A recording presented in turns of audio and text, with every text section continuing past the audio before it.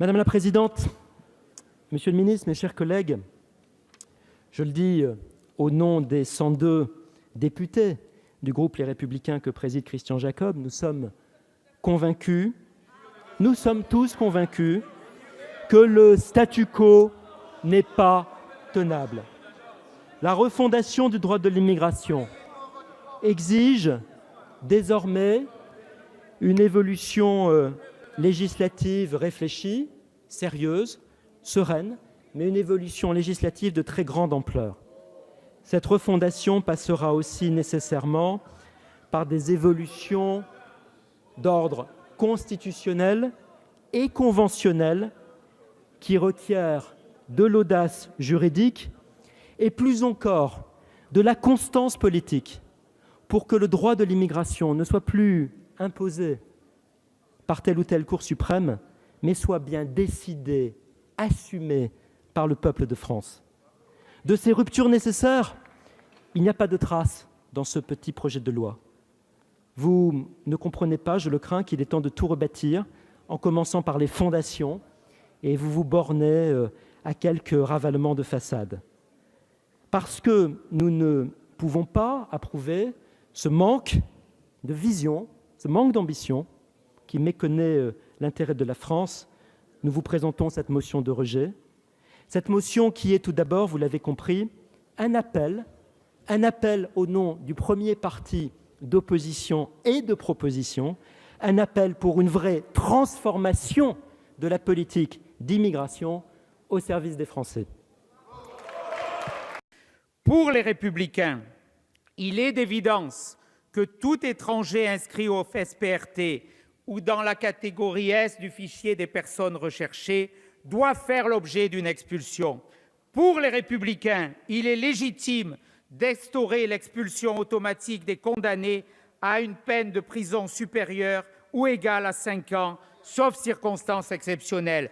Pour les Républicains, il est naturel de mettre fin au statut de réfugié lorsque la personne concernée a été condamnée à 2 ans d'emprisonnement et non à 10 ans. Comment peut-on tolérer qu'une personne à laquelle on a offert notre hospitalité commette des délits ou des crimes sur notre territoire sans que notre nation ne réagisse? Imaginons la réciprocité qui frapperait nos concitoyens français qui bénéficieraient de la même hospitalité dans un pays étranger. Arrêtons avec cette forme de naïveté.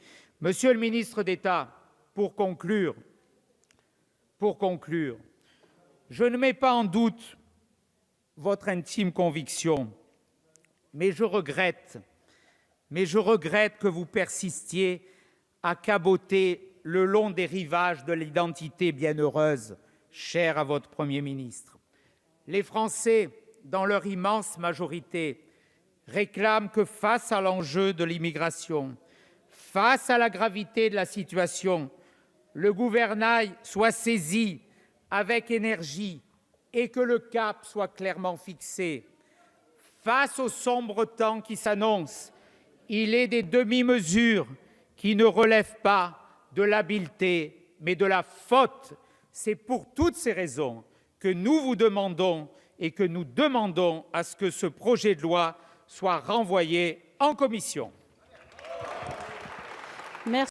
Monsieur le ministre d'État, vous avez déclaré dimanche que votre texte est loin du tout répressif. Je vous rassure, nous n'en doutions pas un seul instant, et vous prêchez chez les Républicains des convaincus du laxisme de votre projet de loi, qui n'est en réalité qu'une simple succession d'ajustements techniques, essentiellement basés sur la question du traitement des demandes d'asile. Pour ce premier texte, traitant ce sujet si important et qui préoccupe autant nos concitoyens qu'est l'immigration, nous en attendions autre chose. Ce que nous attendions, c'est de connaître concrètement la vision du gouvernement, et donc du président de la République, sur la question globale de l'immigration en France, qu'elle soit légale ou illégale. Ce soir, toutes nos questions restent sans réponse, dont une centrale. Voulez-vous plus ou moins d'immigration? Nous ne le savons pas.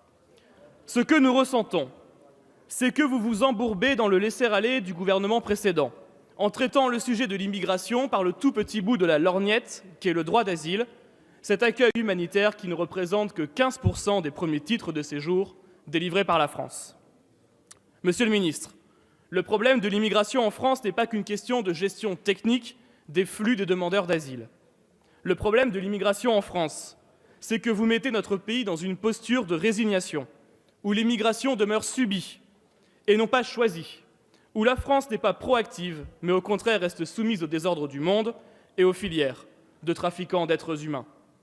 Derrière vos mots se cache une réalité. Votre politique en matière d'immigration est permissive. Vous pourrez toujours montrer les muscles pour faire bondir votre aile gauche sur les délais de rétention et ainsi faire penser que votre politique est équilibrée, mais les chiffres et les faits sont, eux, têtus. Vous encouragez l'immigration illégale en élargissant le regroupement familial aux frères et aux sœurs des mineurs réfugiés, ouvrant une nouvelle filière de mort en Méditerranée sur la route partant d'Afrique vers la France.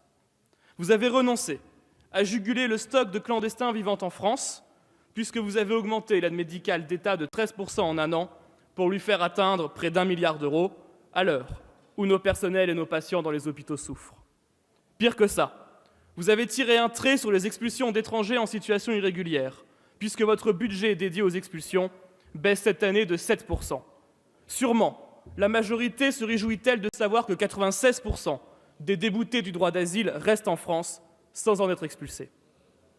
Ce que nous demandons, c'est que la France reprenne les rênes de son destin migratoire.